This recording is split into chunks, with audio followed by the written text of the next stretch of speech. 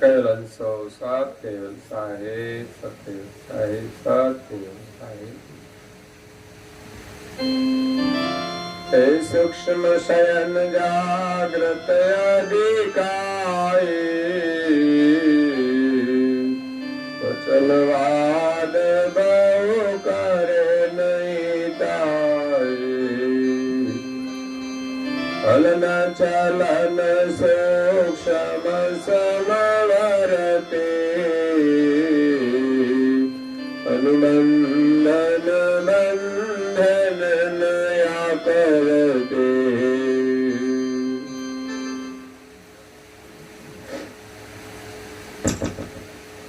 પ્રાય ભક્તજનો, જ્ઞાન સંપ્રદાયના આદ્ય સ્થાપક અનંત બ્રહ્માંડાધીશ વિશ્વ નિયંતા સકર્તા સર્જનહારના પરમ વિશેષ અંશ, અનંત અંશોના તારણહાર, પરમ મોક્ષના દાતા, કૈવલ ધર્મ ધુરંધર, મહાન સમર્થ પરમ શ્રેષ્ઠ પરમ વિભૂતિવાન, પરમ દયાળુ પરમ કૃપા નિધિ, સર્વજ્ઞ દિવ્ય પરમ ગુરુ શ્રીમદ કરુણાસાગર મહારાજના પટ શિષ્ય, જ્ઞાન ગતિના પૂર્ણ અધિકારી, દ્વિતીય કુબેરાચાર્ય પૂજ્ય શ્રી નારણદાસજી મહારાજ શ્રી વિશ્વભરના મનુષ્ય તનુધારી ચૈતન્ય અંશોને સંબોધીને યથાર્થ જ્ઞાનનો ઉપદેશ આપતા સ્વરચિત સિદ્ધાંત બાવની ગ્રંથના 47મા અક્ષરને વિશે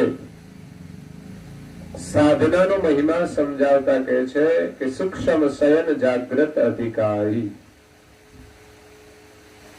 સાધના કરતા પહેલા સાધનાની આપણી પ્રાથમિક ભૂમિકા શું હોવી જોઈએ કે જેથી આપણે સાધના કરવામાં સફળ થઈએ.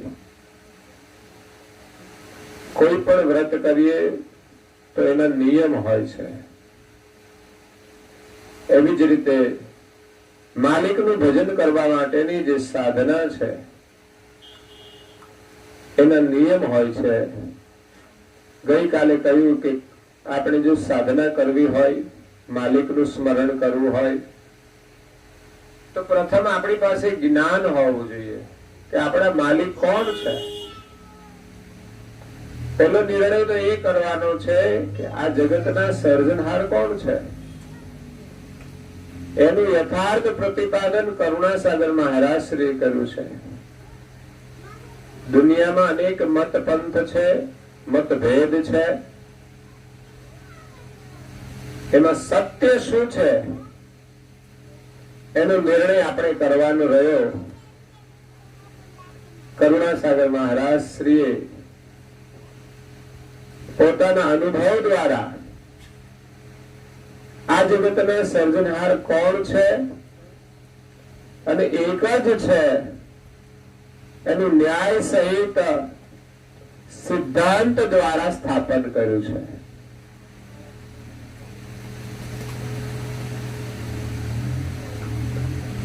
કોઈ પણ બાળક હોય એનો પિતા એક જ હોય, બે ન હોય. એ ન્યાય દ્વારા સાબિત થાય છે. આજનું વિજ્ઞાન પણ સંશોધન કરીને નિર્ણય કરે છે કે આનો પિતા કોણ છે. એમ જગતમાં માન્યતાઓ ભલે અનેક હોય, પોતપોતે વ્યક્તિગત રીતે પોતાની માન્યતા પ્રમાણે જે કઈ માનતા હોય, પણ ન્યાયિક રીતે વિચારીએ તો બધાનો મત એક થવો જોઈએ. સત્ય હંમેશા એક જ હોય છે, એમાં બે મત નથી. અને મતભેદ હોય છે તો સમજવાનું કે એમાં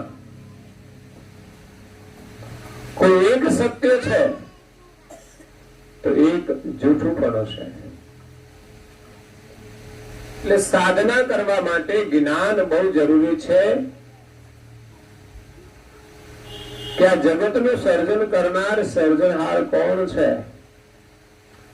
જેમણે 84 લાખ પ્રકારના શરીરો ઉત્પન્ન કર્યા અને શરીરોની અંદર નિવાસ કરનાર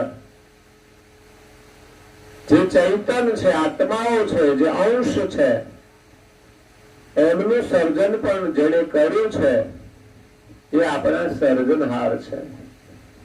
આપણે જેના છીએ એ આપણા માલિક છે.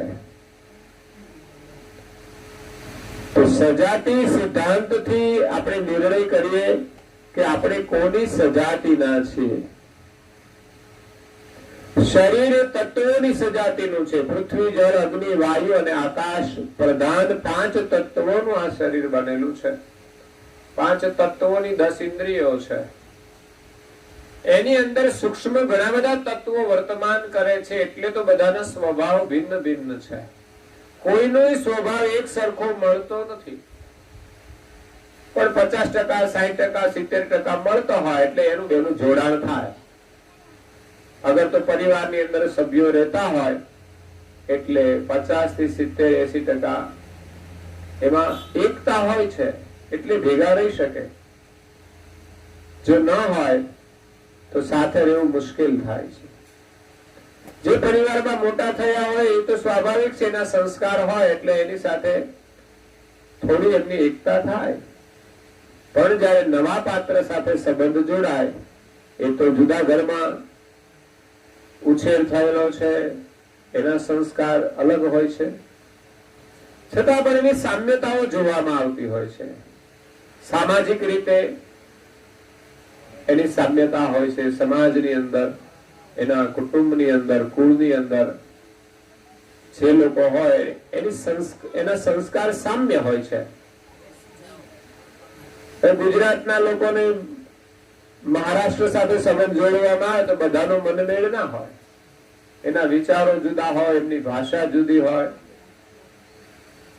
જ્યારે ગુજરાતમાં સંબંધ જોડાય તો એમની ભાષા સમાન હોય, કઈ સંસ્કાર સમાન હોય, કાં તો સાથે ભણતા હોય તો પણ એક માનસિકતા હોય અભ્યાસની. પણ છતાંય દૂર ક્ષેત્રમાં જાય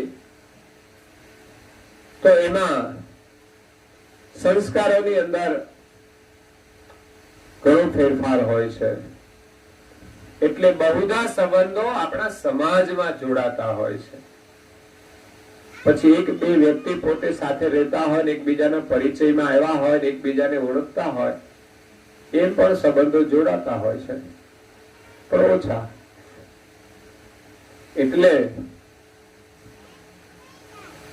આપણા માલિક કોણ છે એનો નિર્ણય આપણે કરવાનો છે. પછી એને પ્રાપ્ત કરવા માટે આપણે સંસારના પદાર્થોનો ત્યાગ કરવો પડશે. એ છે વૈરાગ. જ્ઞાન આવ્યા પછી સંસારની જે નશ્વર વસ્તુઓ છે એને જ્યાં સુધી છોડીશું નહીં ત્યાં સુધી માલિક મળવાના નથી. વસ્તુઓનો મોહ છોડવાનો છે.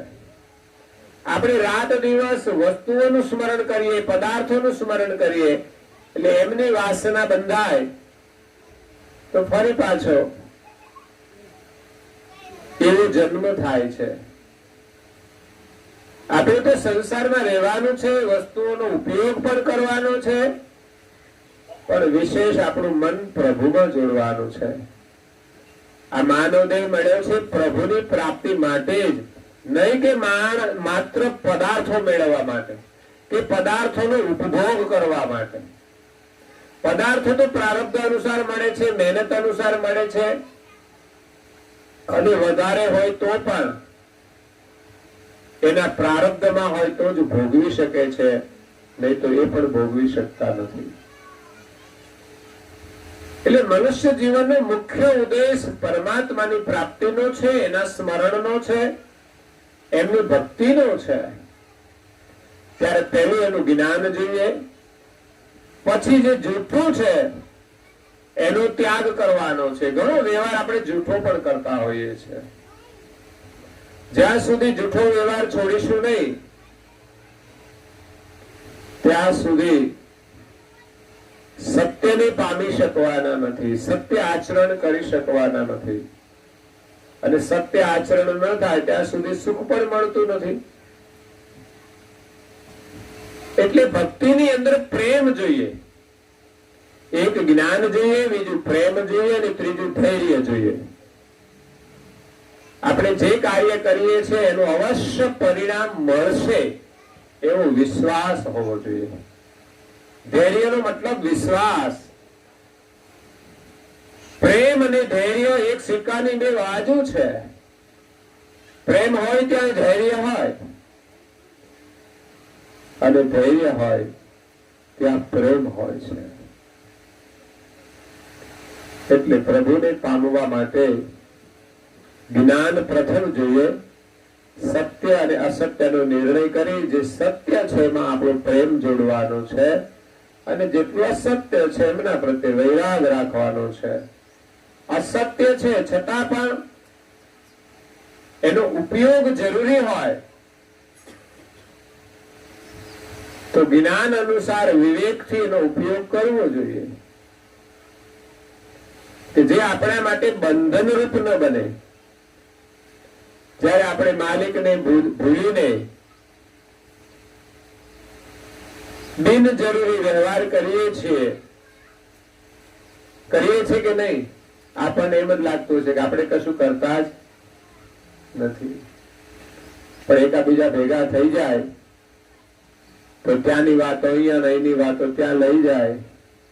જરૂરી વાત કરે એનો કોઈ બંધન નથી, પણ બિનજરૂરી વાતો એમાં આપણે બંધન ઉભું થતું હોય છે. માણસ નવરા બેસે એટલે આદત પડી જતી હોય છે વાતો કરવાની, અને એકવાર વાતો શરૂ થાય ને પછી એમાં આપણે વિવેક નથી રાખતા કે કેટલી જરૂરી થાય છે અને કેટલી બિનજરૂરી. હા, ભગવાને વાચા આપી છે તો વાત તો કરવી જ જોઈએ, પણ મહાપુરુષો એમ કે છે કે સૂક્ષ્મ શયન જાગ્રત અધિકારી, વચન વાત બહુ કરે નહીં તારી. વાણી કોઈની સાથે વિવાદ કરવા માટે નથી, સંવાદ કરવા માટે છે. એકબીજાની સાથે પ્રેમ હોય તો સંવાદ થાય છે. ઘણી વાર મતભેદની અંદર લોકો વિવાદ કરતા હોય છે કે મારું જ ખરું, સામી વ્યક્તિ કે ના હું કહું તે જ કહું. એમાં સંઘર્ષ ઉભો થતો હોય છે. ઘણી વાર લોકો વાણીનો વ્યર્થ વિલાસ પણ કરતા હોય છે, બિનજરૂરી વાતો જેની સાથે આપણે કોઈ લેવા દેવા જ ન હોય.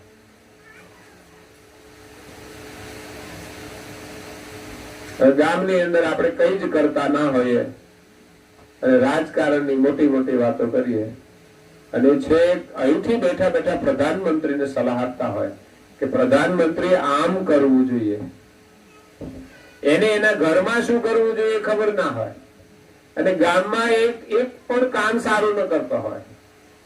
પ્રધાનમંત્રી એમ કરવાનું છે તો તમારે ગામમાં પણ કંઈક તો કરવું જોઈએ. ગામને સ્વચ્છ રાખવા શું કરવું જોઈએ,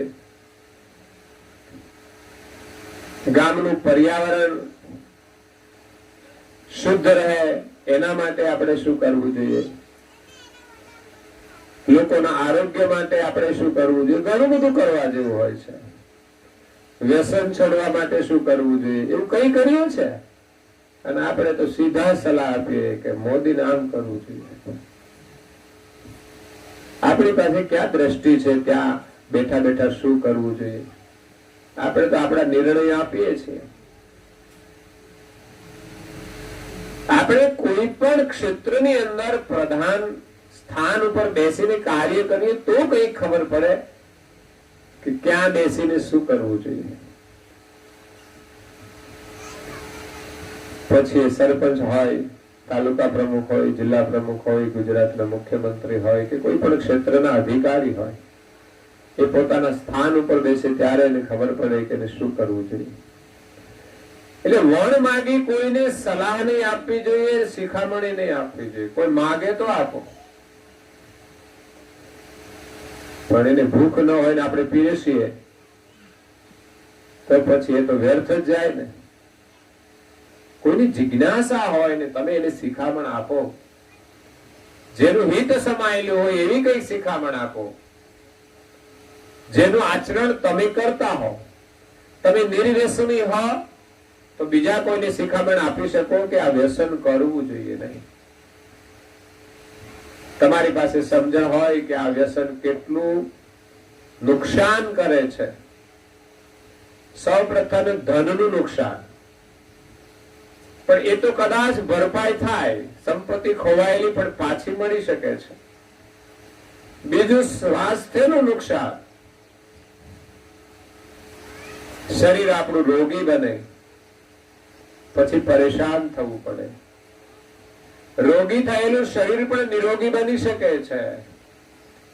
ત્રીજું બુદ્ધિનું નુકસાન છે, સંસ્કારને નુકસાન છે. એ નુકસાન ભરપાઈ નહીં થાય. માણસની બુદ્ધિ કુંઠિત થઈ જાય છે, યાદ રાખજો. વ્યસનોનું સેવન કરવાથી માણસની બુદ્ધિ ભ્રષ્ટ થઈ જાય છે, એના વિચારો બદલાઈ જાય છે, એના નિર્ણયો બદલાઈ જાય છે, ઘરમાં કલેશનું સર્જન કરે છે. જ્યારે પોતાનું અવલોકન કરે તો ખ્યાલ આવે. એટલે આપણે શું કરવું જોઈએ એનું જ્ઞાન હોવું જોઈએ, એ પ્રમાણે આપણે વાત કરવી જોઈએ. તો કહે છે કે સૂક્ષ્મ શયન, ઊંઘવાનું કેટલું, તો કે માપનું. દરેક ક્રિયા સપ્રમાણ હોવી જોઈએ. ગઈકાલે કહ્યું કે ખાવાનું કેટલું, તો કે માપનું. પણ સ્વાદ હોય તો કોઈ નિયંત્રણ રહેતું નથી. એક પંડિત હતા અને લાડુ પ્રિય હતા. પંડિત લાડુ પ્રિય હતા એટલે કોઈ યજમાનનું આમંત્રણ આવે એટલે આગલા દિવસે ઉપવાસ જ કરી લે. આટલા લાડુ પ્રિય હતા. કારણ કે બીજા દિવસે યજમાનને બરોબર ન્યાય આપી શકાય જમવામાં. આપણે ખાઈએ તો જ ન્યાય મળ્યો કહેવાય. ઘણા લોકો બહુ આગ્રહ કરે કે તમે તો કઈ ખાધું જ નહીં, પણ જેટલું ખવાતું એટલું જ ખવાય ને, ખાધું તો ખરું ને. ઘણા લોકો બહુ આગ્રહ કરે કે તમે થોડું કંઈક લો જમવા માટે, પછી આપણે જમીએ ત્યારે એમાંય પણ આગ્રહ કરે કે આટલું તો ખાવ જ. એ તો આપણે આગ્રહ સ્વીકારી ના શકીએ. જમવાનો આગ્રહ સ્વીકારી શકાય, પણ આટલું ખાઈ જાઓ એ સ્વીકારી ના શકાય. એને જેટલું અનુકૂળ હોય તેટલું ખાય. તો યજમાન નું આમંત્રણ આપ્યું અને પંડિતો આગલા દિવસે ઉપવાસ કરીને જમવા ગયા. અને લાડુ ખાવાના એટલે બીજું બધું એક બાજુ મૂકી દેવાનું. એટલે વધુમાં વધુ લાડુને ન્યાય આપી શકાય. અને એ લાડુ એટલા ખાય કે ગળા સુધી આવી જાય. પછી એક બટકું પણ ચાલે નહીં. પછી પાણી પીવાની પણ જગ્યા રહે નહીં. એટલા બધા લાડુ ખાધા, પેટમાં કોઈ જગ્યા જ નહીં. પછી તો આફરો ચડ્યો, આફરો.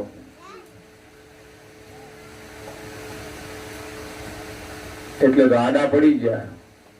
યજમાનને થયું કે આને થયું શું, ખાધું એટલું. યજમાને ઉતાવળ કરી કે આને જલ્દી એમના ઘરે પહોંચાડી દઈએ, નહીં તો અહીંયા જો કશું થઈ જશે ને તો આપણે ઉપાધિમાં મુકાઈ જઈશું. તો એને તો કોઈ ખાટલામાં સુવડાવીને પછી ઉપાડ્યા, જેમ સ્મશાન યાત્રા ઉપાડે. આ દુર્દશા છે. આપણે એવી રીતે જીવીએ છીએ કે પછી આપણને સ્મશાન યાત્રાની જેમ ઉઠાવવા પડે છે. રસ્તામાં એક દુકાન આવી ગાંધીની. એમને થયું કે આ શેઠને શું થઈ ગયું, એને તો ઉભા રાખ્યા. શેઠે જના પછી એમ બેભાન જેવા થઈ ગયા. શેઠ થોડા ભાનમાં આવ્યા તો પૂછ્યું, એમને થોડી દવા આપવા માટે પ્રયાસ કર્યો કે તમે આટલી દવા પી જાઓ. તમે જગ્યા જ નથી ને, જગ્યા હોય તો પીવાય ને. એટલે ખબર પડી કે આને ઓવરડોઝ કર્યો છે.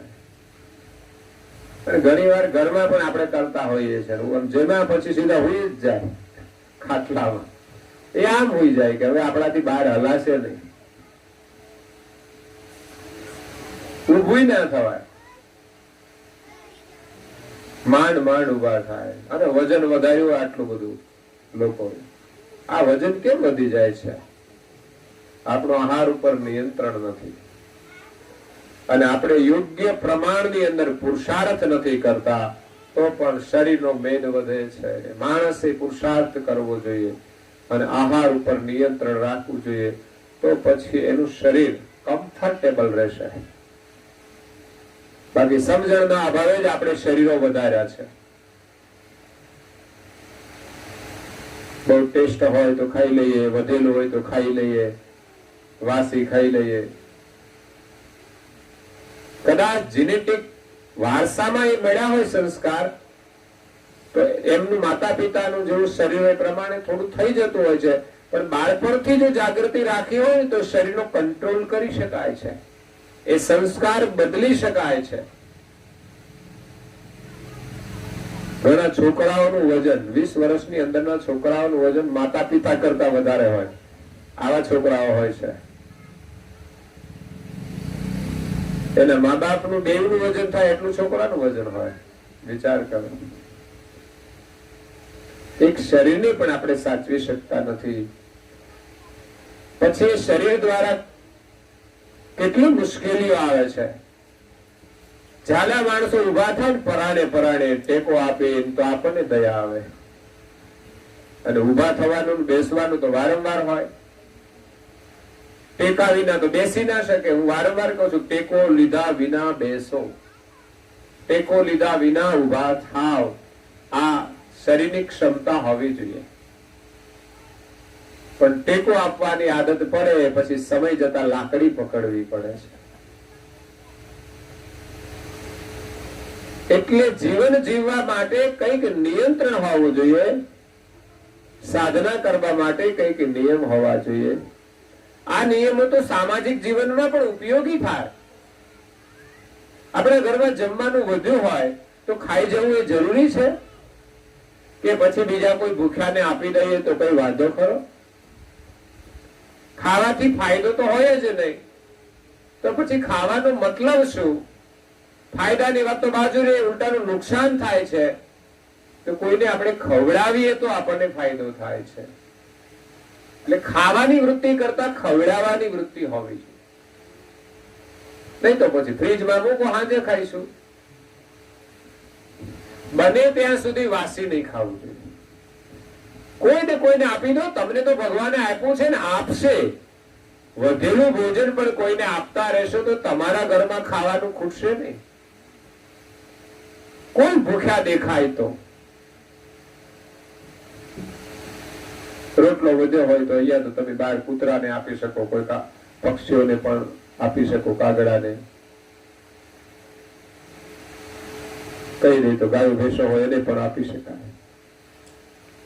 પણ વાસી ખાવાની આપણી આદત પડી છે અને કોઈને આપવાની વૃત્તિ રહેતી નથી.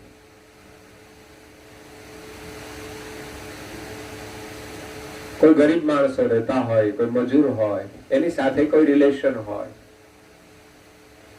તો અત્યારે તો ફોન થી પૂછી જવાય, તમારે જમવાની જરૂર છે?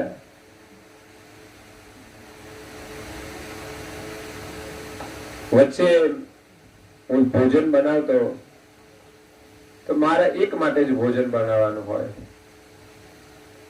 એટલે પછી એમાં માપ ના રહે, થોડું તો વધે પણ ખરું. પણ પછી બે માટે હું ભોજન બનાવતો, એક મારું અને એક પરમ ગુરુ માટે થાળ બનાવતો. તો મારું તો જેટલું જમવાનું હોય એટલું જમી લેવાનું, વધે પરમ ગુરુ માટે વધારે બનાવ્યું છે. તો પરમ ગુરુને આપણે જમાડવા જ છે. તો કોઈ ભૂખ્યાને આપણે ભોજન કરાવીએ, એ જમે તો સમજવાનું પરમ ગુરુજીમાં છે. કદાચ મૂર્તિના રૂપમાં તો એ ભાવ લેતા હોય છે આપણો, આપણે ધરાવીએ એટલે, અને એ સંસ્કાર હોવા જોઈએ. જે કઈ ખાવું તે ધરાવીને ખાવું તો એમાં વિવેક આવશે ને, તો આ કચરો ખાવાનું બંધ થઈ જશે. કચરો તો ધરાવાતો નથી. આ સંસ્કારની પરંપરા જો ઘરમાં પહેલેથી જ હોય તો આ દૂષણો આવે નહીં. પહેલા તો લોકો બાર ખાતા હોય છે, પછી ધીમે ધીમે ઘરમાં લઈને આવે છે. પછી ગમે ત્યાં પિચકારીઓ મારે, ગમે ત્યાં પડીકીઓના કાગળો નાખે, મસાલાના કાગળો નાખે. હું તો સફાઈ કરતો હોય તો કેટલા બધા કાગળો મળે. મને ત્યાં ખાનારાની અંદર આ પણ વિવેક નથી કે આપણે કચરા પેટીમાં નાખવા જોઈએ. મસાલો ભર્યો હોય ત્યારે કેમ ગજવામાં આવે છે? ખાધા પછી કાગળને ગજવામાં રાખો, અને યોગ્ય જગ્યા આવે, કચરા પેટી આવે ત્યાં જ નાખો. આવા પણ એક સંસ્કાર હોવા જોઈએ. પણ કચરો ખાતા હોય એની અંદર આવા વિચાર નથી હોતા. એટલે ઘરની અંદર ભોજન બનાવો તો તમારા ઈષ્ટદેવને ધરાવજો, અને પ્રસાદ રૂપે તમે બધા ગ્રહણ કરજો. ધરાવા વગરની કોઈ વસ્તુ ખાવી જ નહીં. ઘણા લોકોનું વ્રત હોય છે, પોતાના ઈષ્ટદેવનું સ્મરણ કરી, કોઈને બોલાવી અને પછી જમે. કોઈને વ્રત હોય સતકેવલ સાહેબ કહી અને પછી ખાવું. એટલે પછી ચોરાએ કશું ખવાય. આ પણ બહુ લાભ છે મોટો. નહીં તો લોકો ઘરમાં પેલા તો એવું હતું, મળતું નહોતું ને ત્યારે સાસુના હાથમાં બધું વ્યવહાર હોય, એટલે પછી કઈ મળે નહીં કશું. જયારે સાસુમાં ના હોય ત્યારે પછી ઝપટ બોલાવે. એટલે ખાનગી વસ્તુ કબાટમાં મૂકી તાળા લોકો મારી દેતા. એટલે ચોરીથી ખાવું ના જોઈએ. કોઈ હાજર ના હોય અને આપણે ખાઈએ એ પણ ન્યાય નથી. એટલે સૂક્ષ્મ શયન જાગ્રત અધિકારી. માપનું ઊંઘવાનું, શયન માપે કરવાનું. કેટલું ઊંઘવાનું છે આપણને ખબર છે? ક્યારે ઊંઘવાનું છે? તો કે જયારે ઊંઘ આવે ત્યારે. એ તો કથામાં આવે તો કથામાં ઊંઘી જઈએ. આ ઊંઘ આવે ત્યારે તો ઊંઘી જવું જોઈએ. પણ નિયમ અનુસાર શાસ્ત્રો એમ કે છે કે દિવસે ઊંઘવું ના જોઈએ. પણ મજૂર લોકો મજૂરી કરતા હોય, શ્રમ કરતા હોય, એ લોકો નથી ઊંઘતા હોતા. ઘણી વાર અડધો કલાક આમ રેસ્ટ કરે, કલાક પણ ખાસ ઊંઘે નહીં ને પાછા કામે લાગી જાય. અને આપણે તો સુખી માણસો તો એ ઊંઘી જાય આરામથી 4 વાગ્યા સુધી. આ સુખી માણસો. પછી આ શરીર આળસુ બની જાય, પછી એની અંદર બીમારીઓ વધે છે, મેદ પણ વધે છે. એટલે આરામ કરવો જોઈએ. શરીર સારું ના હોય તો થોડો આરામ કરીએ. પરિશ્રમ અનુસાર આરામ કરીએ. બાકી જે લોકો દિવસની નોકરી કરે છે ને, સવારે ટિફિન લઈને જાય ને સાંજે આવે, એ નોકરી પર ઊંઘતા નથી હોતા. ઘણાનો વ્યવસાય એવો છે કે દિવસે ના ઊંઘે અને રાત્રે સમયસર ઊંઘી જાય. રાત્રે ઊંઘવાનો સમય મોડામાં મોડો 10 વાગ્યાનો છે. ગામડાની અંદર એક સમય લોકો 9 વાગે ઊંઘી જતા હતા, અને આજે લગભગ ગામડામાં પણ લોકો 11 વાગે જાગતા હોય, કોઈ 12 વાગે પણ જાગતા હોય. કારણ કે જીવન પદ્ધતિ આખી બદલાઈ ગઈ છે. કામ છે એટલે જાગે છે એવું નહીં, બિનજરૂરી પણ જાગતા હોય છે. કારણ કે મોબાઈલ આવી ગયા, વોટ્સએપ આવી ગયા, યુટ્યુબ આવી ગઈ, એટલે બહુ આપણો સમય ખર્ચાઈ જાય છે બિનજરૂરી. અને વધારે મોડા સુધી જાગવાથી થાય શું કે આ બધો કચરો મગજમાં ભરાય, જેનાથી કોઈ ફાયદો ના હોય. હાલ જે લોકોને નાઇટ શિફ્ટ હોય તો એ જાગી શકે છે, કોઈ જરૂરી કાર્ય માટે જાગી શકે. પણ એટલું જાગવું જોઈએ કે સવારે પાછા વહેલા ઉઠવું જોઈએ. જાગૃત અધિક આપણે જાગૃત રહેવાનું છે. અને એમાં વહેલા તો સવારે ઉઠવું જ જોઈએ. મહાપુરુષો દરેક કહે છે રાત્રે વેલા જે સુએ ને વેલા ઉઠે વીર, બળ બુદ્ધિ અને ધન વધે સુખમાં રહે શરીર. જે ઘરની અંદર લોકો વેલા ઉઠશે ને એના ઘરમાં સમૃદ્ધિ આવશે, એના શરીર સ્વસ્થ રહેશે તો બળ આવશે, એમની બુદ્ધિનો પણ વિકાસ થશે. વેલા ઉઠશે કંઈક સારું કામ કરશે અને આ બધું કરશે તો સંપત્તિ પણ વધશે અને આપણું શરીર નિરોગી રહે છે. સવારનું વાતાવરણ જે છે, સવારની જે હવા છે, એમાં જો આપણે જાગૃત હોઈએ તો એ હવા છે એ પણ આપણા આરોગ્યની રક્ષા કરે છે, આરોગ્યનું બળ પ્રાપ્ત થાય છે. માણસની અંદર એક અનોખી સ્ફૂર્તિ આવી જાય. સવારે લોકો ઉનાળાની અંદર ધાબા ઉપર સૂતા હોય છે, અગાસી ઉપર, પછી તો ઊંઘવાની જ મજા આવતી હોય છે. એના કરતા સવારે વહેલા ઉઠી જાગી નાઈ ધોઈ અને એ જ હવાની અંદર જો પ્રભુની પ્રાર્થના કરવા બેસી જાય, સ્મરણ કરવા બેસી જાય, ધ્યાનમાં બેસી જાય, એનાથી 10 ગણો લાભ થશે. એ સમય જ પ્રભુનું સ્મરણ કરવા માટે સર્વોત્તમ છે. પણ આપણને તો ક્યાં ટાઈમ હોય? એવા ગાયો ભેંસો રાખી હોય એટલે પેલું તો એ જ કરવું પડે. પણ જેને નથી એ શું કરે છે તો કે એ ઊંઘે છે. સ્વાભાવિક છે કે પરિસ્થિતિ અનુસાર કામ કરવું પડે. એ મોડા બેસે તોય વાંધો નહીં, પણ ઉત્તમ સમય સૂર્યોદય પહેલાનો 2.5 કલાક છે, જેની બ્રહ્મ મુહૂર્ત કહેવાય. તો ક્યારે જાગવું જોઈએ? તો કે બ્રહ્મ મુહૂર્તમાં 6 વાગે સૂર્યોદય થતો હોય તો આપણે કેટલા વાગે જાગવું પડે? 3:30 વાગે જાગવું. 7 વાગે સૂર્યોદય થતો હોય તો 4:30 જાગવું પડે. 7:30 સૂર્યોદય શિયાળામાં મોડો થાય, ઉનાળામાં વહેલો થાય. ઉનાળાની અંદર 6-6:30 સૂર્યોદય થાય તો પણ લોકો ઊંઘતા હોય 7 વાગ્યા સુધી. એટલે સૂર્યવંશી કહેવાય. આપણે ચંદ્રવંશી થવાનું છે. ક્ષત્રિયો ઘણા સૂર્યવંશી હતા અને શ્રી કૃષ્ણ છે ચંદ્રવંશી હતા. તો ચંદ્રવંશી નો મતલબ કે આપણે ચંદ્ર મોડામાં મોડું કેટલું ઉઠવું જોઈએ? તો કે સૂર્યોદયનો જે સમય હોય એ સૂર્યોદય પહેલા સ્નાન કરી લેવાનું. આ પરિભાષા. શિયાળામાં તમે મોડા ઉઠો, શિયાળામાં સૂર્યોદય મોડો થાય છે. કરુણાસાગર બાપજીએ કહ્યું છે કે ભોર ભયે પ્રગટે જબ ભાનો, સાવધાન થવું કરી સ્નાન. આસન દ્રઢ કરી સમદમ દેહા, વિશ્વ વિલાસ હાસ તજી નેહા. સુરત નુરત કરકે એક તારા, હૃદય ધ્યાન કૈવલ કીર્તારા. ગુરુ લક્ષ જાપ મંત્ર તેહી જપના, ઇન્દ્રિય ભોગ સબ સુખ તજી સ્વપના. સ્વપ્ન સમાન સુખનો ત્યાગ કરી સવારમાં બ્રહ્મ મુહૂર્ત ની અંદર સૂર્યોદય પહેલા સ્નાન કરી અને પ્રભુનું ધ્યાન કરવું.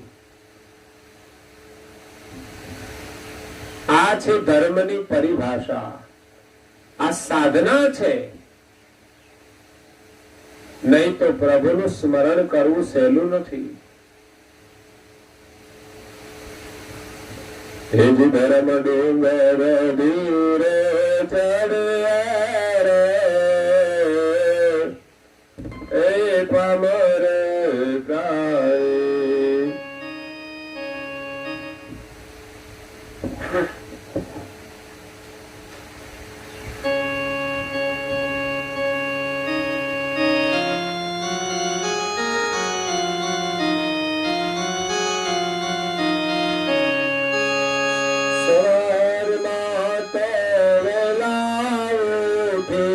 સાધન કરીએ ગુરુમુખી.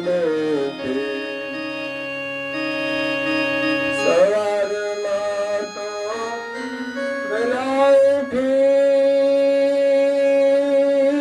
સાધન કરીએ ગુરુમુખી.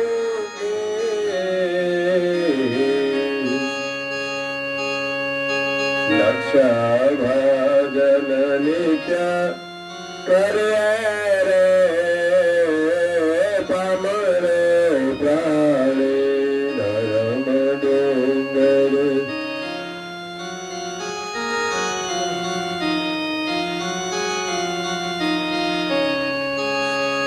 એકાંતે જઈ આસન કરીએ સુરતા સાથે ધ્યાન ધરીએ.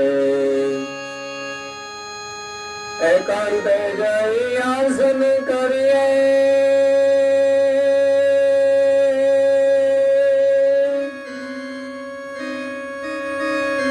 સુરતા સાથે ધ્યાન ધરીએ.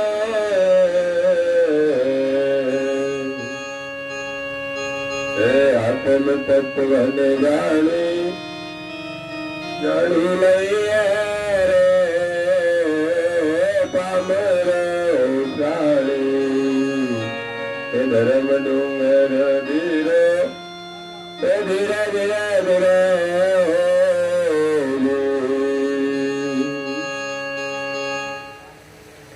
ધર્મ એક ડુંગર છે, આપણે બહુ ધીમે ધીમે ચડવાનું છે.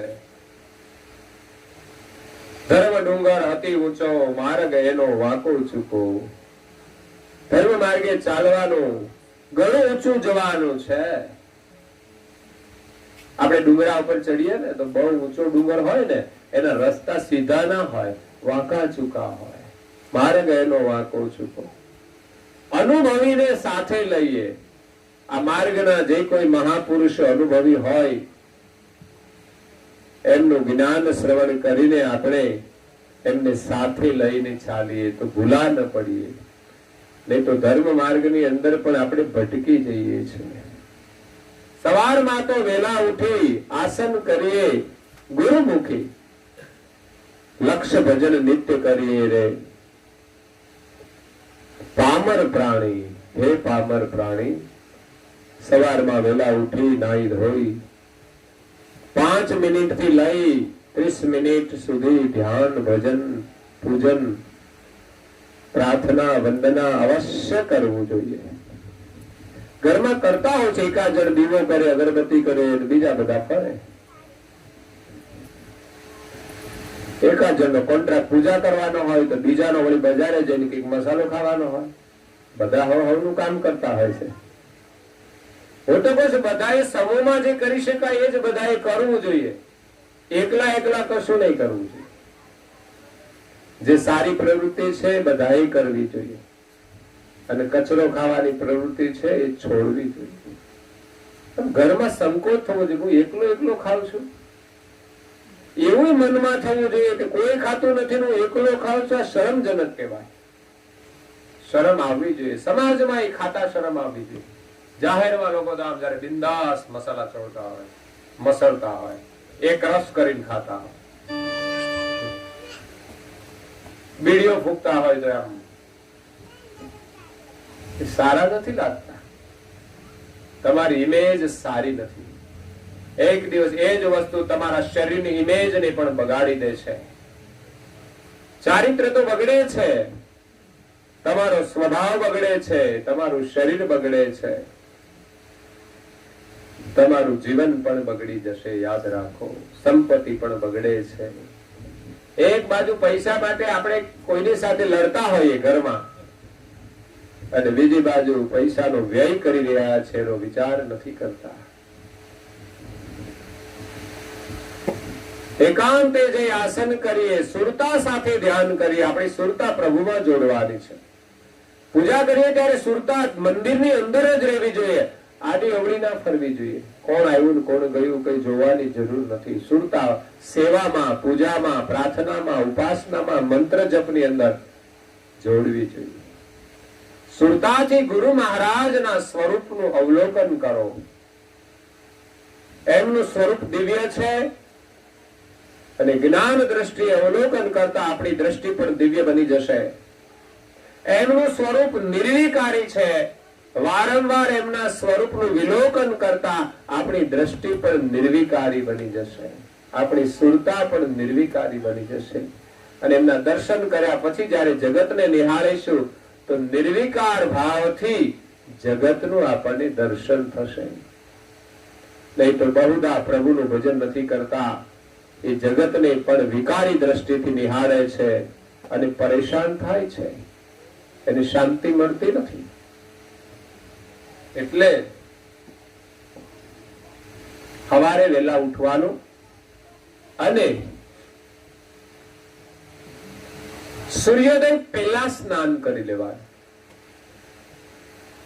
સૂર્યોદય પહેલા કરેલું સ્નાન એ વાસ્તવિક મનુષ્ય સ્નાન કહેવાય. અને એમાં બ્રહ્મ મુહૂર્ત શરૂ થાય એમાં તમે જો સ્નાન કરો તો એ દેવી સ્નાન કહેવાય, ઋષિ સ્નાન કહેવાય. આપણા ઋષિ મુનિઓ ગ્રહસ્થી હતા, પણ સવારે બ્રહ્મ મુહૂર્તમાં ઉઠી જતા હતા અને ઉઠીને પહેલું કામ સ્નાનનું કરતા હતા. નદીઓના જળની અંદર કુદરતી જળમાં એ સ્નાન કરતા હતા. એને ગરમ પાણીની જરૂર નહોતી. અને આપણે તો ગરમ પાણી હોય તોય લોકો વહેલા ઉઠીને સ્નાન કરતા નથી. અત્યારે તો બધી વ્યવસ્થા કેટલી છે, છતાં પણ માણસ વ્યવસ્થાનો ઉપયોગ નથી કરતા. પેલા તો ચૂલા હળગાવે, પાણી મૂકે, ગરમ થાય, પછી નાવાનો નંબર લાગે તો એટલો સમય તો કમસે કમ જાય. અને અત્યારે તો બાથરૂમમાં સ્વિચ પાડો ને ગરમ પાણી આવે, તોય લોકો સમયનો ઉપયોગ નથી કરતા. તમારા ઘરમાં ગાડી ના હોય તો તમારે બહાર જવું હોય તો બસ સ્ટેન્ડે જવું પડે, બસની રાહ જોવી પડે, પછી તમે જાઓ એટલે સમય ઘણો બધો ખર્ચાઈ જાય. પણ એની જગ્યાએ તમારે ગાડી થાય તો એટલું વહેલું તમારે જવું પડે કે બહાર જવા માટે નહીં. મોડાથી નીકળશો તો પણ તમે સમયસર પહોંચી જશો. તો પછી આપણે શું કરીએ? મોડા ઉઠીએ. ખરેખર બહાર જવાનું હોય ત્યારે જેમ વહેલા ઉઠીએ છીએ એમ વહેલા જ ઉઠી જઈએ તો સમયનો આપણે સદુપયોગ કરી શકીએ છીએ. સાધન ભગવાન શા માટે આપે છે? કે તમારા સમયનો બચાવ થાય અને સમયનો ઉત્તમ ઉપયોગ થાય. પણ જેમ જેમ સુવિધા સગવડ વધતી જાય છે એમ આપણો સમય ખોટા માર્ગે ખર્ચાઈ જાય છે, બિનજરૂરી માર્ગે ખર્ચાઈ જાય છે, ઊંઘવામાં જતો રહે છે, આળસની અંદર જતો રહે છે. સવારમાં ઉઠીને પરિવારના તમામ સભ્યોનો નિયમ વહેલા ઉઠવાનો હોવો જોઈએ. આપણા ઘરમાં કોઈ વ્યક્તિ એવી ન હોય કે જે સૂર્યોદય પછી ઉઠતી હોય. સૂર્યોદય પછી ઉઠવાથી આપણા જીવનમાંથી લક્ષ્મીજી વિદાય લઈ લે, સંસ્કાર વિદાય લઈ લે. જે સંસ્કાર સૂર્યોદય પહેલા બ્રહ્મ મુહૂર્તની અંદર મળે છે એ સૂર્યોદય પછી ઉઠવાથી લાભ મળતો નથી. એટલે દેવી સ્નાન કરીએ, ઋષિ સ્નાન કરીએ. અગર તો મોડા ઉઠીએ તો સૂર્યોદય પહેલા તો આપણે સ્નાન કરી લેવું જોઈએ. ઘણા લોકો તો સૂર્યોદય પછી જ ઉઠતા હોય. 8 વાગે ઉઠે, ઘણા લોકો 9 વાગે ઉઠે.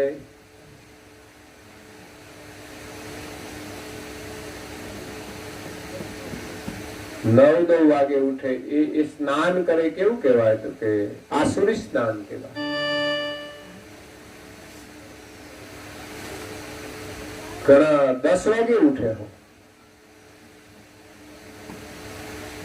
આ ઘરની અંદર સમૃદ્ધિ રહેતી નથી. ઘરના લોકો પણ પરેશાન થતા હોય છે. જ્યાં મોડા ભાઈઓ ઉઠે ને, બહુધા લોકો ભાઈઓ જ મોડા ઉઠતા હોય. પણ જેટલી જેને સુવિધા મળી જાય, સગવડ થઈ જાય, પછી બહેનો ધીમે ધીમે કરતા 8 વાગે ઉઠતા થઈ જાય, ભાઈની સાથે ઉઠે. અને ઘરના ઘરમાં તો એવી સરસ પરંપરા હોય કે ભાઈઓ જાતે ઉઠીને થોડું ઘણું કરી લે પછી બેન ઉઠે. કારણ કે પેલા તો ગરમ પાણી કરીને આપવાનું હતું, એ તો રહ્યું નહીં. એ બધી વ્યવસ્થા થઈ ગઈ એટલે ભાઈ ઉઠે તો પણ એની જાતે બધું કરી લે. પેલા તો દાતર પાણી આપતા હતા, હવે તો કઈ જ જરૂર નહીં, બધું બાથરૂમમાં હોય. એટલે પછી બેન મોડા ઉઠે તો પણ ચાલે. પણ ઘણા આળસુ બહેનો હોય ને, ત્યાં ભાઈઓ ઉઠી અને ચા પાણી પણ જાતે કરીને પી લેતા હોય છે. ઘણા લોકો તો નાયા પેલા ચા પી લે, પછી જ બધો મેળ પડે. બોલો, ઉઠીને સીધું ખાવા જોઈએ, કંઈક પીવા જોઈએ. અને ઘણાના ઘરમાં લોકો ઉઠી જાય પણ બબે 3 કલાક પછી છેક નાવાનું રાખે. એમાં મારી બહેનો પણ એમાં સમાવેશ થઈ જાય કે ઉઠે 6 વાગે અને નાય 8 વાગે. ત્યાં સુધી જે કઈ કરવાનું, પછી એમાં રસોડામાં પ્રવેશ કરો તો પણ એ અશુદ્ધ છે. રસોડાની કોઈ વસ્તુને નાયા વગર હરાય નહીં. પણ આપણે છોકરાને વહેલું જવાનું હોય એટલે પછી છોકરાને નાસ્તો બનાવીને આપી દઈએ, ઘરવાળાને જવાનું હોય તો એનું બનાવીને આપી દઈએ. આપણે શાંતિથી કપડા ધોઈને પછી છેક નાહીએ.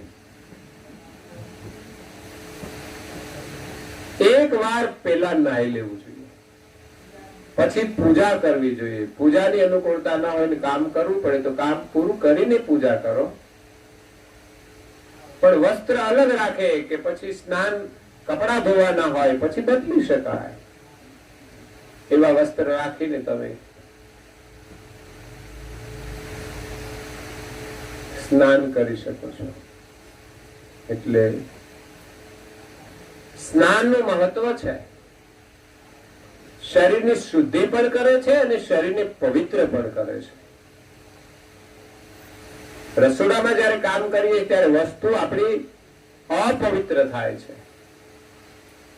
એની સાથે આપણા વિચારોનો સંબંધ છે કે આપણા વિચારો પણ અપવિત્ર રહેતા હોય છે.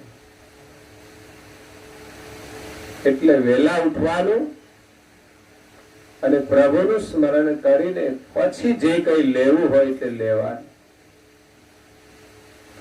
પૂજા, પ્રાર્થના, ઉપાસના કર્યા પછી જ કંઈક લેવું જોઈએ. આ શાસ્ત્રો એમ કે છે. તો પરિવારની અંદર બધાનો એક નિયમ હોવો જોઈએ, બધા વહેલા ઉઠે. સિવાય નાના બાળકો જે ભણવા નથી જતા એ બાળકો થોડા મોડા ઉઠે. એ દિવસે પણ એને અનુકૂળ આવે ત્યારે ઊંઘી જાય, અને તો રાત્રે વહેલા ઊંઘી જતા હોય છે. પણ ભણવાનું શરૂ થયું, સવારે વહેલા જવાનું હોય, પછી આપણે બાળકોને ઊંઘવા દેતા. ઊંઘતું હોય તો ઉઠાડીએ, ઉઠ, સ્કૂલે જવાનું છે, બાલ મંદિર જવાનું છે, તારે પહેલા ધોરણમાં જવાનું છે. પહેલા ધોરણથી ઉઠવાનો નિયમ શરૂ થઈ જાય. પણ ઉઠવામાં આળસુ હોય ને એ ભણવામાં કઈ આગળ વધી શકે નહીં. જેને ભણવામાં આગળ વધવું છે એને સવારે વહેલું જાગવું છે. સવારે વાતાવરણ શાંત હોય છે. તમે સવારે ઉઠીને નાહી ધોઈને તૈયાર થાવ એટલે તમારું માઇન્ડ ફ્રેશ થઈ જાય. કે આરામ કર્યા પછી દુનિયાના વિચારો એમાં ઓછા હોય છે. નવા દિવસની એક નવી શરૂઆત હોય છે. ત્યારે તમે ધ્યાન ભજન સારું કરી શકો. અને જે બાળકો અભ્યાસ કરે છે એ વહેલા વાંચન કરે તો પણ એને વધુ લાભ થાય છે. બહુધા બાળકોને મોડા સુધી જાગીને મોડા સુધી વાંચવાની પણ ટેવ હોય છે. ઊંઘ ન આવે અને તમારે અનુકૂળ હોય તો તમે કરી શકો છો. પણ સવારનો સમય અભ્યાસ માટે બહુ ઉત્તમ છે, સાધના માટે ઉત્તમ છે. એટલે નાની નાની પ્રક્રિયાઓ આપણા ઘરની અંદર સુધારવાની જરૂર છે. ઘરમાં એકાદ વ્યક્તિ કરતી હોય એવું નહીં, બધા જ વ્યક્તિ એને અનુસરે અને આપણા ઘરની પરંપરા થઈ જાય. રોજ લોકો વહેલા ઉઠીને એની અનુકૂળતા પ્રમાણે, બાળકો ભણતા હોય તો થોડું કરે, મોટા હોય તો થોડા વહેલા ઉઠીને થોડું વધુ કરે. અને રવિવારની રજા હોય એટલે શું કરવાનું, તો 2 કલાક ઊંઘ વધારે ખેંચવાની. બહુધા લોકો રજાનો ઉપયોગ આવી રીતે કરતા હોય છે. રજાના દિવસે પણ નોકરીના સમય પ્રમાણે જાગી જવું જોઈએ અને વહેલા ઉઠીને ધ્યાન કરવું જોઈએ, પ્રાર્થના કરવી જોઈએ, પૂજા કરવી જોઈએ. વધુ સમય કરવો જોઈએ. અને રજાના સમયે ટાઈમ હોય, પરિવારના બધા સભ્યો હાજર હોય તો સાથે મળીને તમે પ્રાર્થના કરો. એક પરિવારનું નિર્માણ થશે. અઠવાડિયામાં એકવાર કરીશું ને તો એક સંસ્કારનું નિર્માણ થશે. વહેલા ઉઠવા માટે બહુ જરૂરી છે વહેલું ઉઠવું. એનાથી શું ફાયદો છે? આ તો મેં નાની નાની બાબતો બતાવી, પણ જો નિષ્ઠાથી આપણે નિયમ લઈએ, કોઈ મહાપુરુષ આપણને નિયમ આપે ને આપણે લઈએ ને તો ચોક્કસ એનો બહુ મોટો લાભ થાય છે. એક દ્રષ્ટાંત છે. એક રાજા હતો. આમ રાજા પ્રજા પ્રેમી હતો, ન્યાયિક હતો, પણ બીજું ધાર્મિક કાર્ય ઓછું કરે. એક દિવસ એમના રાજમહેલે કોઈ એક સંન્યાસી મહાત્મા આવ્યા. વિચરણ કરતા કરતા રાજાને ત્યાં જાય છે. અને મહાપુરુષો છે ને એ ધર્મનો પ્રચાર કરવા માટે રાજાઓને પેલા પકડે, મોટા માણસને પેલા પકડે. કારણ કે એને જો વાળી દે ને તો એની પાછળ આખો સમાજ વળી જાય. કરુણાસાગર મહારાજ 7 દ્વીપની અંદર પ્રગટ થયા. આપણે રહીએ છીએ જંબુદ્વીપ છે, એ સિવાયના પૃથ્વી ઉપર 6 દ્વીપ બીજા છે. પણ બધી જગ્યાએ મોટા ભાગે એ રાજાને મળ્યા. કોઈ રાજાનું દુઃખ હોય એને દૂર કર્યું, એમ કરીને એની સાથે આત્મીયતા બાંધી. અને પછી પેલા રાજાને એમણે ઉપદેશ આપ્યો, રાણીને ઉપદેશ આપ્યો, એના જે પ્રધાન હોય એમને ઉપદેશ આપ્યો. એની પાછળ પાછળ બધી પ્રજાએ પણ ઉપદેશ લીધો.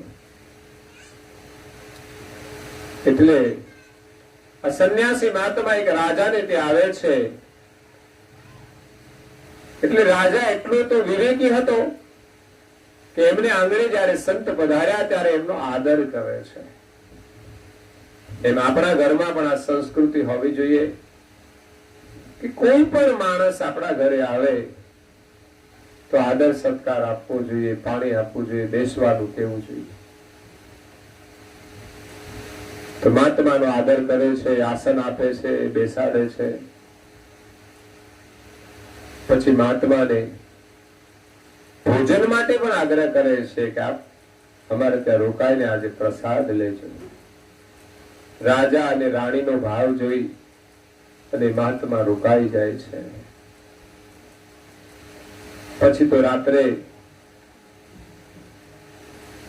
થોડી ચર્ચાઓ થાય છે રાજા સાથે.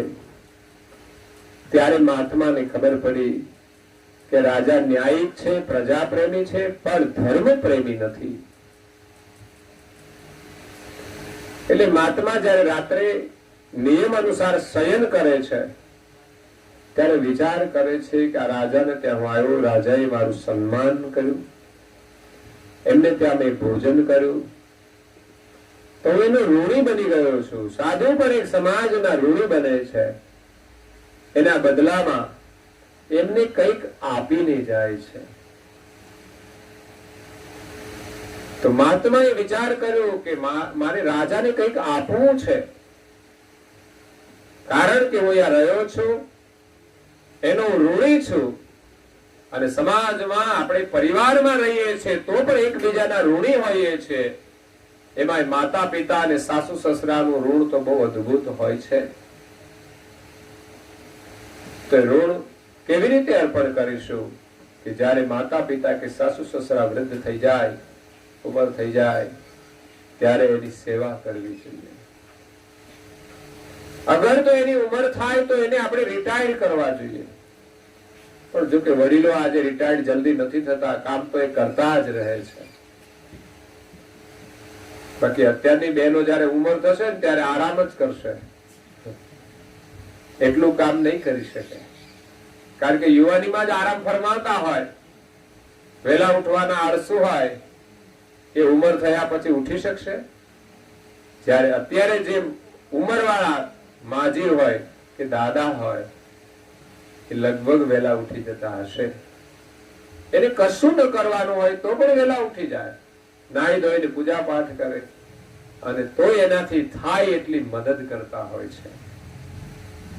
રસોડામાં મદદ કરે, કઈ શાક સમારવાનું હોય, છોકરાને રમાડવાના હોય, કેટલું બધું કામ કરે છે વડીલો.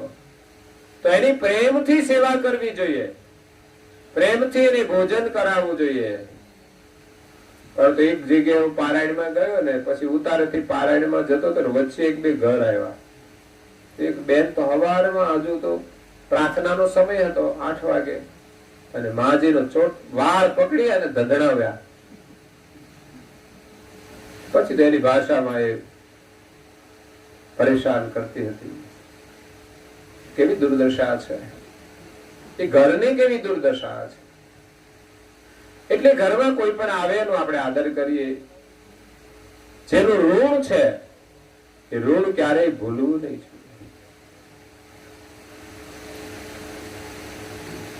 તો અહીંયા મહાત્મા વિચાર કરે છે કે હું એને શું આપીને જાઉં.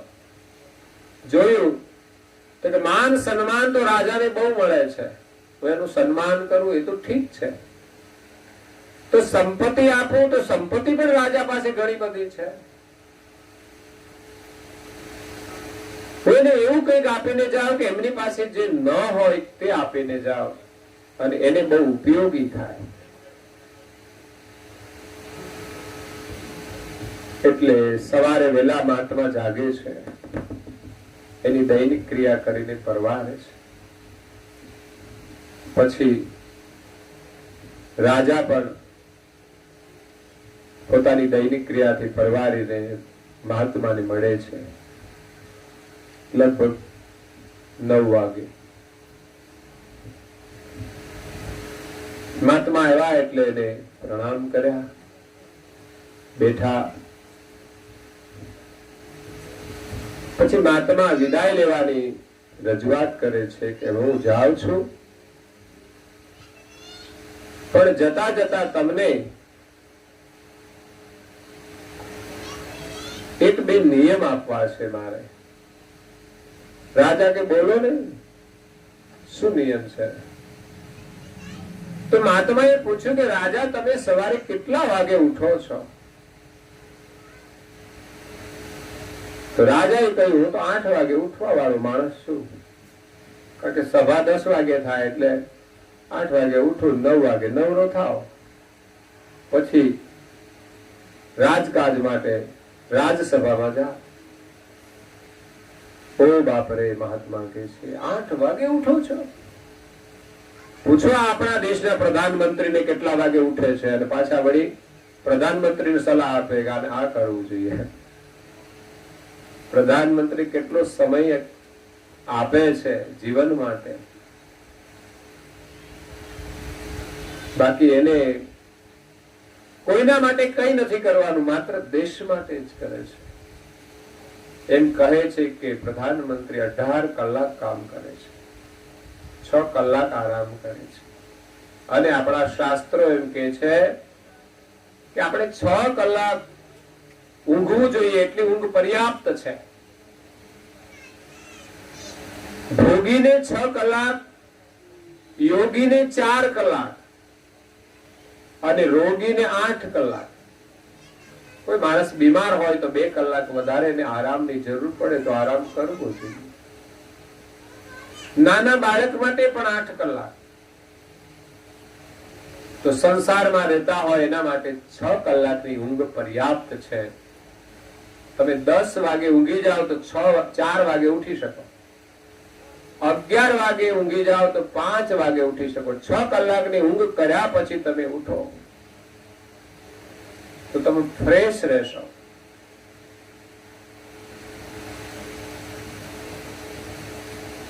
એટલે એનાથી વધારે ઊંઘવાથી શરીરમાં આળસ, પ્રમાદ અને મેદ વધે છે.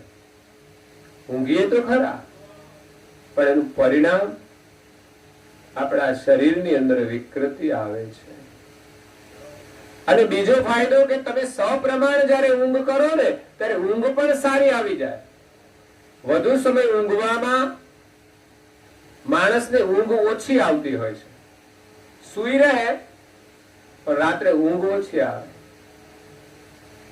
ઊંઘ ન આવી એ પણ એક બીમારી છે. સપ્રમાણ ઊંઘ કરીએ તો ઊંઘીએ એટલે તરત ઊંઘ આવી જાય અને સવારે આપણે ઊંઘવાનો સમય પૂરો થાય એટલે જાગી જવાય. બાકી ઘણા લોકોને જગાડવા પડે. આવી ઊંઘ ના જોઈએ.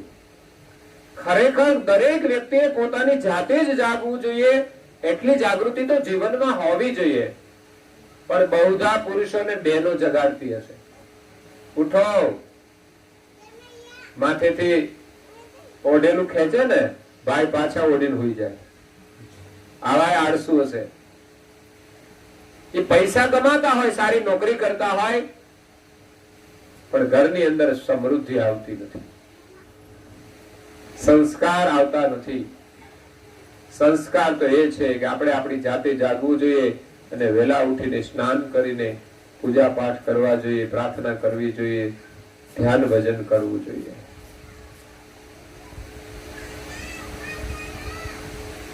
બાળકોએ પણ ભણવામાં આગળ જવું હોય તો એને પણ મેડિટેશન કરવાના સંસ્કાર આપવા જોઈએ. પણ તમે કરતા હોય તો એ કરે ને. અહીંયા રાજાને કહે છે તું 8 વાગે ઉઠે છે, તું બહુ બ્રહ્મ મુહૂર્તમાં ન ઉઠી શકે તો કમસે કમ સૂર્યોદય પહેલા ઉઠી જવું જોઈએ. મોડા ઉઠવું એ તો આસુરી જીવન કહેવાય. એટલે રાજાને મહાપુરુષની અંદર વિશ્વાસ હતો એટલે એમની વાત એમણે સ્વીકારી. નહીં તો આજના વિકૃત લોકો સારી વાતોનો સ્વીકાર પણ નથી કરતા. ઉઠ્યા પછી શું કરે તો ઉઠ્યા પછી પેલું તો ખાવાનું જ કામ કરું કે છે. ઉઠીને સીધું ખાવાનું, ભૂખ લાગે એટલે પછી નાવાનું. એમ ઘણા લોકો ઉઠીને કઈક ને કઈક ખાતા હોય, મસાલો ખાય કે પડીકી ખાય કે બીડી પીવે, પછી જ પેટ સાફ થાય. આવી તો લોકોને આદત પડી ગઈ છે.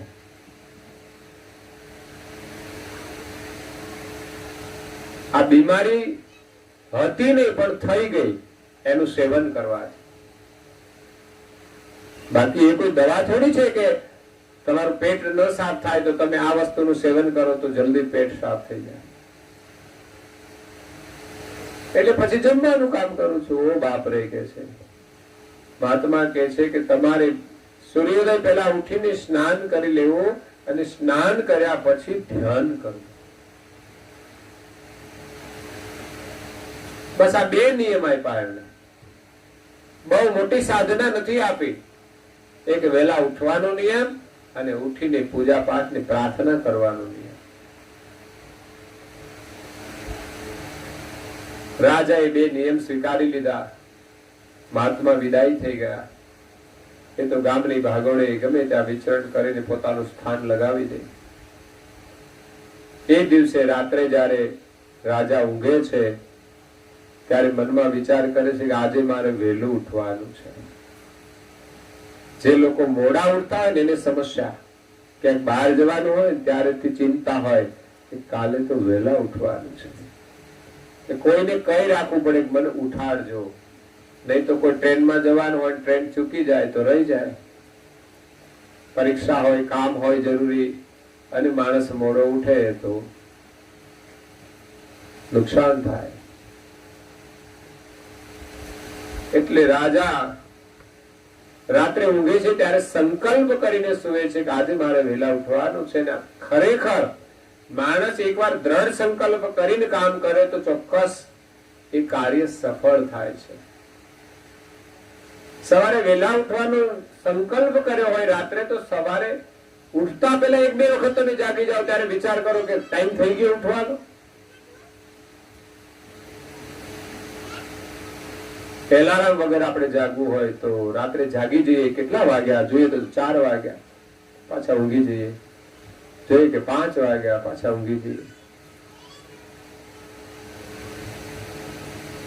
એટલે રાજા સવારે વહેલા ઉઠી જાય છે, સૂર્યોદય પહેલા સ્નાન કરી લે છે. રાજા પણ નદીમાં સ્નાન કરવા જાય છે અને એમના ઘરે જે મહાત્મા આવ્યા હતા એ પણ બ્રહ્મ મુહૂર્તમાં ઉઠી સ્નાન કરી અને ત્યાં નદીના કિનારે ધ્યાન કરે છે. રાજા સ્નાન કરીને આવ્યો પછી મહાત્મા જ્યાં ધ્યાન કરે છે ત્યાં આવીને બેસી ગયો. પછી મહાત્મા સમાધિમાંથી જાગવાની રાજા પ્રતીક્ષા કરે છે. અજવાળું થયું, સૂર્યોદય થયો, સૂર્યના જેવા કિરણો પડ્યા અને મહાત્મા સમાધિમાંથી જાગ્યા. આંખો ખોલી તો નદીના કિનારે સામે એક બગલો હતો. બગલો નદીમાંથી માછલા લે અને પાછી એની ચાંચ છે ને એ આમ ઘસીને સાફ કરે,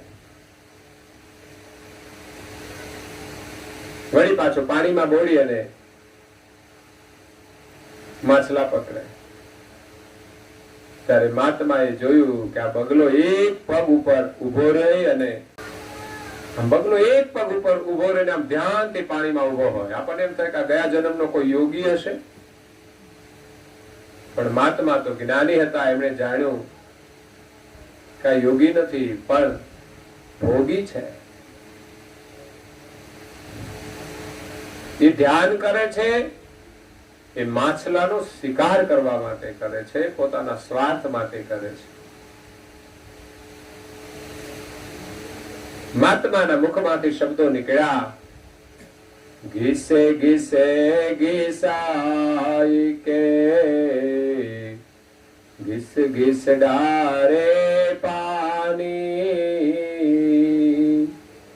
जिस कारण तुम घिसत हो वो कारण हम जानी, वो कारण हम जानी.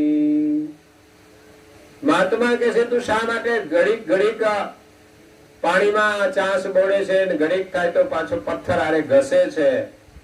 તારી મનોવૃત્તિને હું જાણું છું, પણ જે મુખમાંથી ચોપાઈ નીકળી ગઈ ને, રાજાએ સાંભળી અને રાજાએ ધ્યાનથી સાંભળી. કારણ કે આજે વહેલો ઉઠી ગયો છે, બીજું કઈ કામ નથી એટલે ધ્યાનથી સાંભળે છે અને ધ્યાનથી સાંભળેલી વસ્તુ યાદ રહી જાય છે. અને જે વસ્તુ તમને બહુ ગમે અને યાદ રહી જાય પછી આખો દિવસ એનું સ્મરણ ચાલે. કદાચ દુનિયાની વાતોમાં એવું થતું હશે કે જે વાત તમને બહુ ગમી હોય ને એ આખો દિવસે યાદ આવ્યા જ કરે.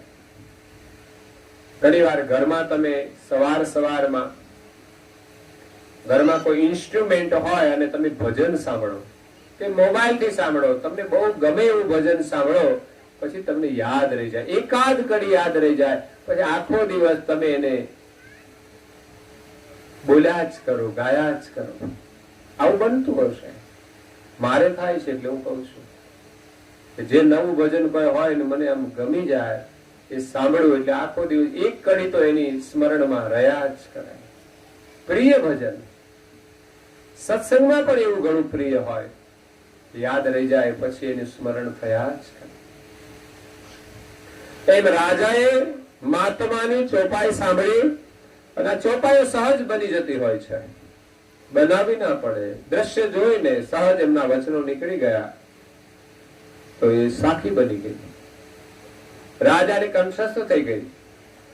પછી તો રાજા પ્રણામ કરી અને જાય છે કે આજે તો વહેલો ઉઠી ગયો.